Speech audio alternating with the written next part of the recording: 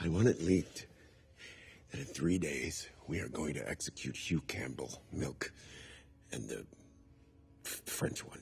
Welcome to Decoding TV's coverage of The Boys Season 5 premiere. First 2 episodes are available right now on Prime Video. Patrick Klepek and I have seen both of these episodes, and you should assume that we will spoil everything in the first 4 seasons of The Boys and the stuff that's in the first 2 episodes of The Boys Season 5. Gen V as well. Probably yeah, Gen fair V game. seasons 1 and 2 as well, I guess, is going to be in there. Yeah, but so this is going to be the final season of The Boys. There's going to be 8 episodes. I don't expect we'll be covering this week to week, although we might check in on the show if there's any major developments. But after 4 seasons, right? Let's talk about where we are in this universe at this point. When season 4 of The Boys concluded, the titular boys were in a terrible state. Huey, Frenchie, and Milk had been captured. Starlighter was in the wind, and Homelander had successfully figured out how to take over the country via a puppet president. Meanwhile, Butcher was trying to figure out how to weaponize a virus that might kill all soups on the planet. As season 5 kicks off, Homelander is fully running America. Ashley from Vought has been installed as vice president for some reason. And Butcher wants to stage a massive jailbreak to get Frenchie out so they can further refine the virus and use it to stop Homelander once and for all. Homelander, by the way, might also have a few tricks up his sleeve, like trying to get Soldier Boy out of cryosleep to help with his plans. There's going to be 8 episodes, as we've said. Patrick Klepek, you and I have generally enjoyed the show over the years. What do you think of the show season 5 premiere?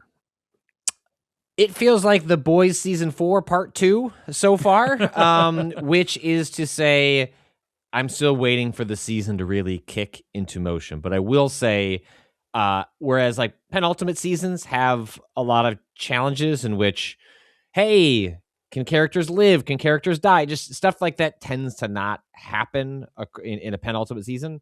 Whereas now, without getting into specifics of what happens in episodes 1 and 2, it does feel like more characters, more stakes are on the table as we head towards the finale. I don't have a great sense of how all that is going to shake out. Like, it's not clear in The Boys whether there's like a case for optimism or pessimism in terms of how this world is going to ultimately look at the end of it. I think it could kind of go either way. But I'm enjoying being back in this world. Anthony Starr is just like, I'm here for Homelander mostly at this point. Yeah. And he remains great.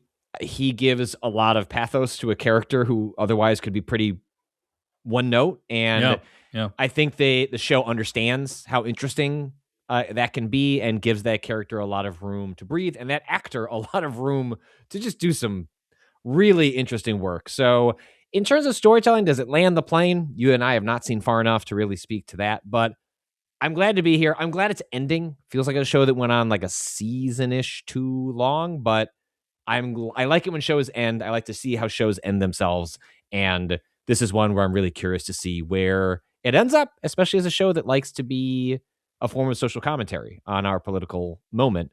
What does The Boys have to say about where we're at is something I'm really interested in. How about you? I'm a little bit more positive than you on this, Patrick. I think the creator of the showrunner, they've talked about how Eric Kripke specifically, I'm thinking of, right, has talked about how he has an aversion to shows that end without anyone dying. Like, hey, what was all this for? Like, what were all the stakes for if you're not going to actually deploy some actual changes to this world? And even in the first 2 episodes of the show, we've seen some changes to the status quo in ways that I think are fairly compelling.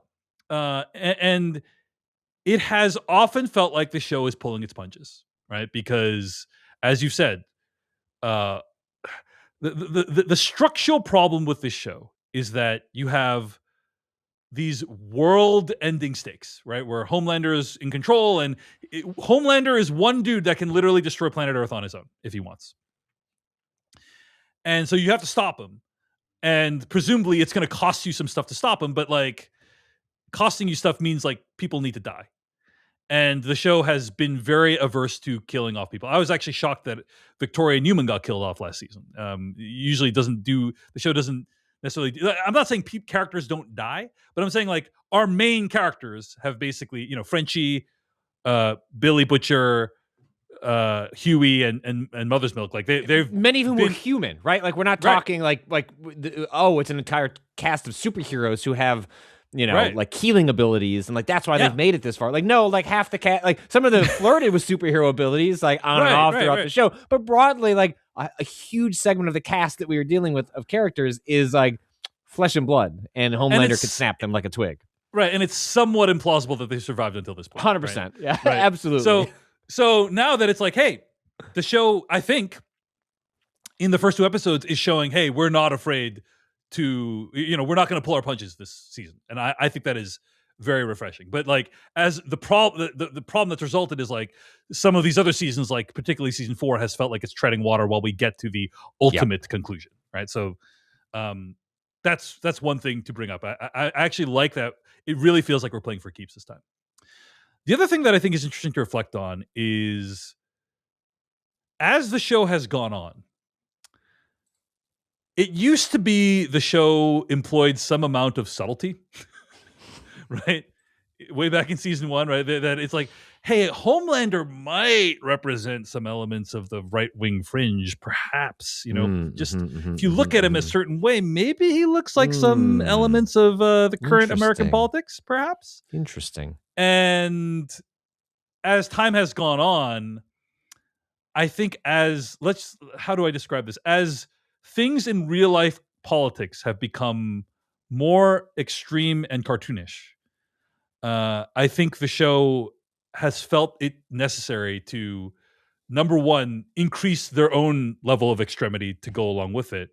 And number 2, directly tie the politics of Homelander with the politics of MAGA and other right-wing elements in ways that were not really as present in early seasons. I know like Stormfront was there, and I think, season 2.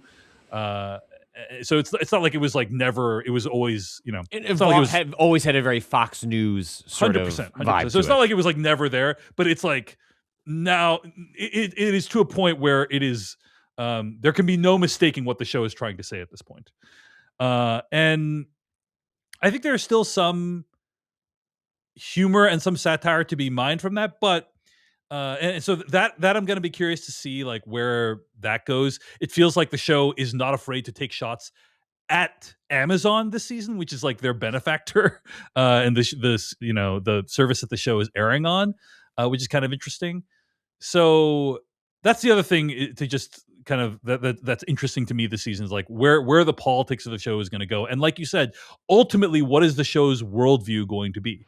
Right? I don't know, and I think there will be some big differences from the comics. We'll see. I will just also add that I think Homelander is the reason to watch the show. Like, he is the most compelling character.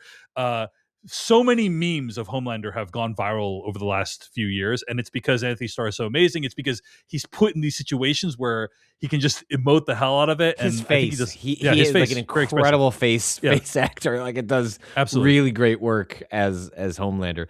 Yeah, I'm mixed on where. There's the meme subtext is for cowards, and like the boys embraces that wholeheartedly. There is no subtext to the boys, and yet I have found, not that I don't like broadly agree with the boys' politics and where it like sort of aims its criticisms and what ails us, but also I have found that to be a little sort of pat and tiring at times. Also because out of a desire to be prescient and present also means you can feel very outdated very quickly as you're watching the show and watching the world evolve around you as well. So I actually sort of appreciated more when it was a slightly alternate reality that was tugging on elements from our world, whereas increasingly as the show has gone on, it feels like everything about what is happening in real time with us is then spilling into the show. Up to and including, MAGA hats, essentially, that like populate the boys itself. And I have mixed feelings. I think for me, also, it's because I think I have mixed feelings on its execution of that satire. It has more of my problem, less so than it's actually pulling from the current moment. I think I agree with you in general. I think that it probably was more interesting when the satire was more subtle, or the viewer could draw conclusions on their own. But let's talk about what actually happens in these couple episodes, right? I mean, there's some things we can directly point to. So for instance, one of the plans involves Homelander wanting to arrest anyone who shares a negative meme about Homelander online, right? Or says something kind about Starlighters, right? And I think that would be a lot more amusing to watch in a TV show like The Boys before all the stuff with ICE in Minneapolis happened in real life. Not only that, literally this week, Trump asked CNN to take down a statement that like CNN got from like representatives Iran. They're like, no, we just disagree. We think that statement is irresponsible. Like, right? That's not a meme, but like, with the president of the United States is asking media organizations to retract statements they have gotten from their own sources because they think it's bad. So it's like, in many ways, I think real life has outrun The Boys. Like that is a problem. It's not always true. It's not like every plot point is like that, but it's like for many plot points, it feels honestly quaint to watch some of the stuff in the book. Oh, this is kind of this fractured take on corporate overreach and wouldn't that be crazy if? Wouldn't it be crazy if and it's like actually much worse shit has already happened in real life since then, and so I think it does end up feeling a little bit toothless sometimes. It's still mildly amusing to hear, they've arrested Chappell Roan and Tyler the Creator, and so it's still like fun to see how they kind of play around with these pop culture things.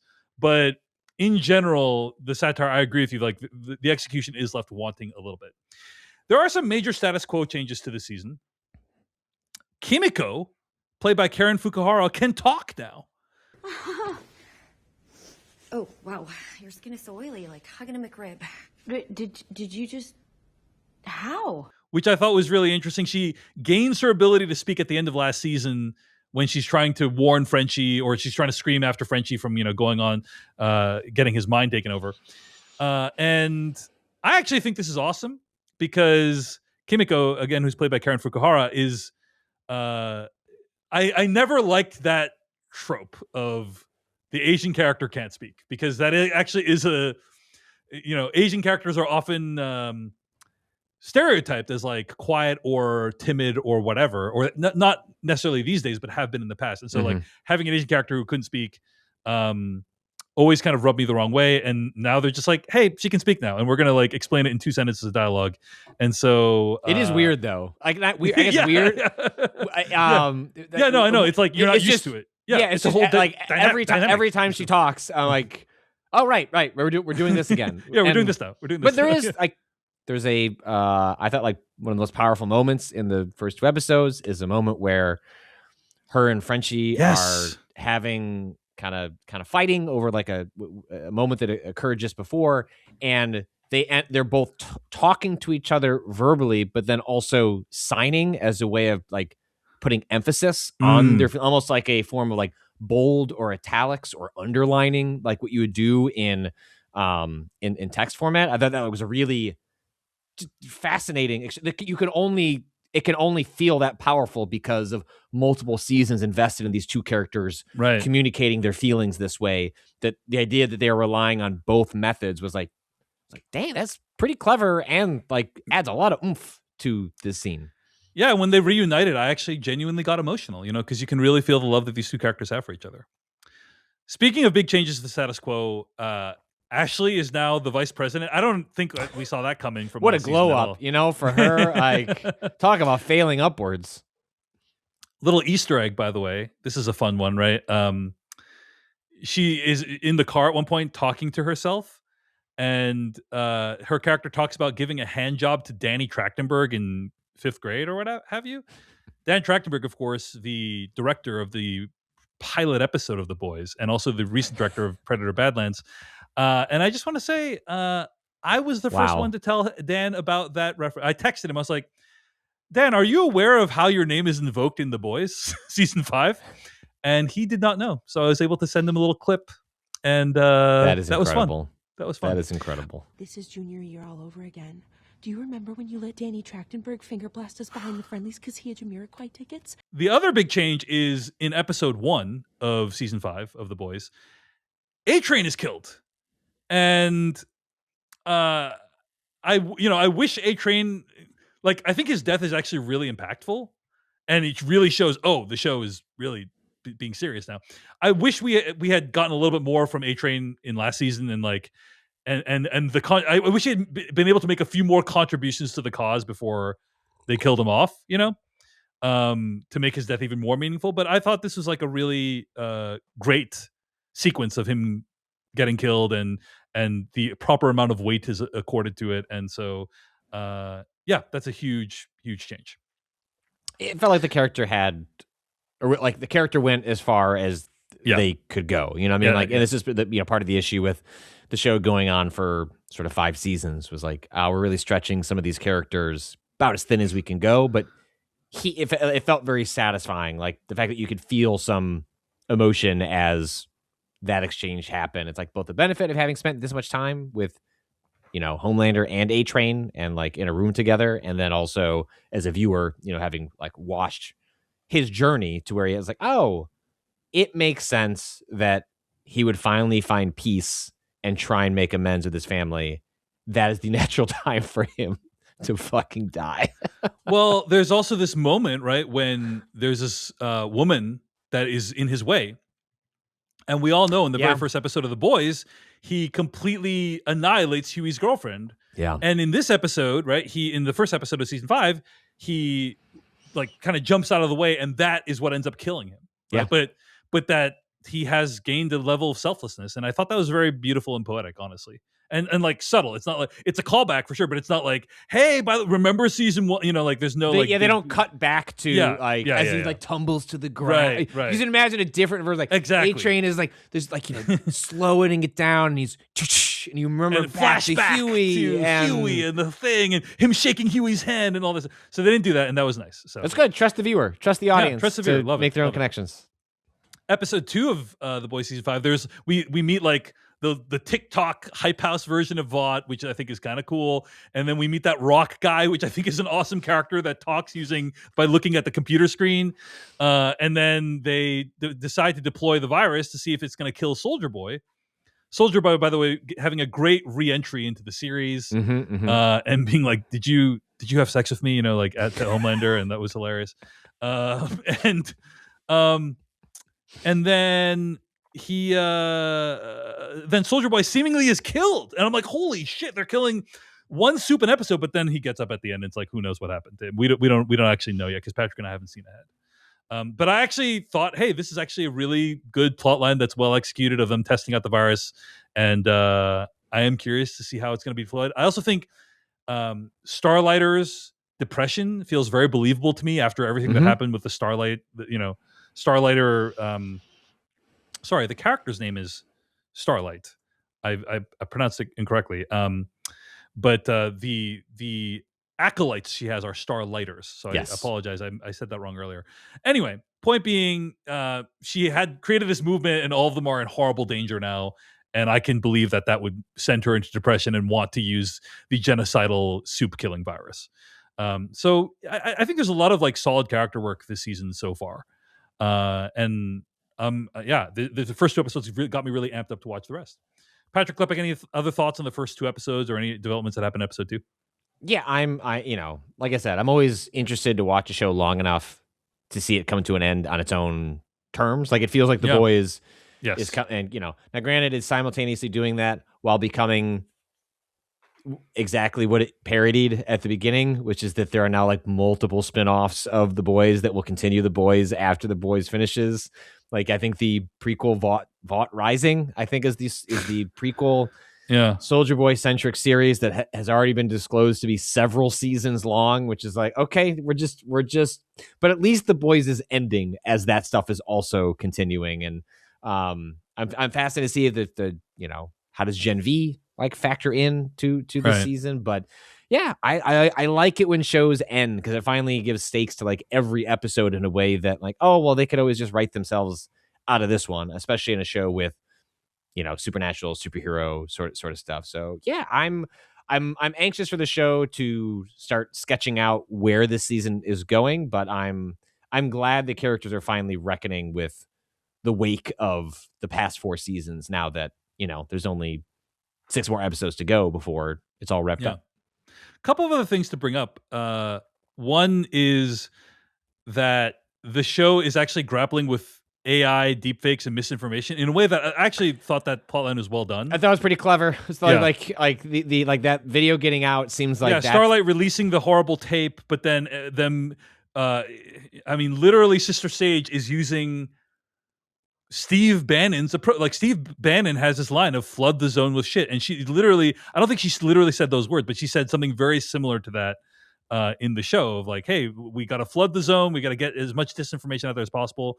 And I think that's a very realistic way of showing how not AI, but accusing something of being AI might be deployed in our current media environment. The show also seems to be taking a lot of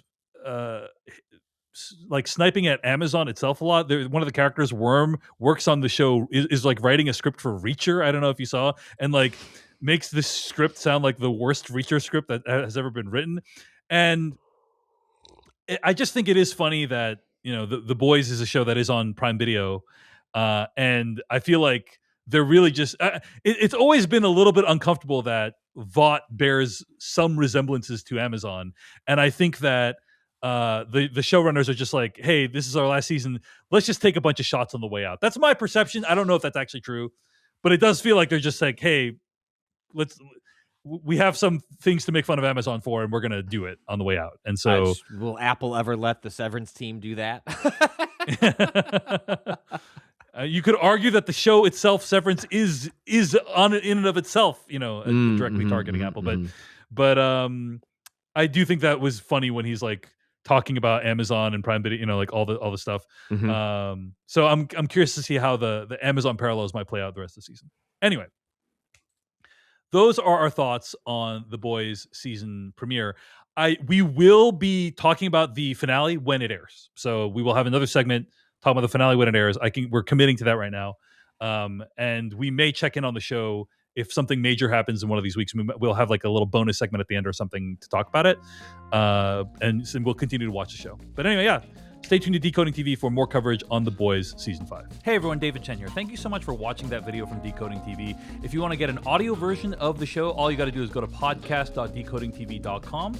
And if you want to support what we do, get ad-free episodes of the podcast and also bonus episodes of the podcast, go to decodingtv.com and become a paid member. Of course, you can also like and subscribe for more. We appreciate it. Thanks. See you later.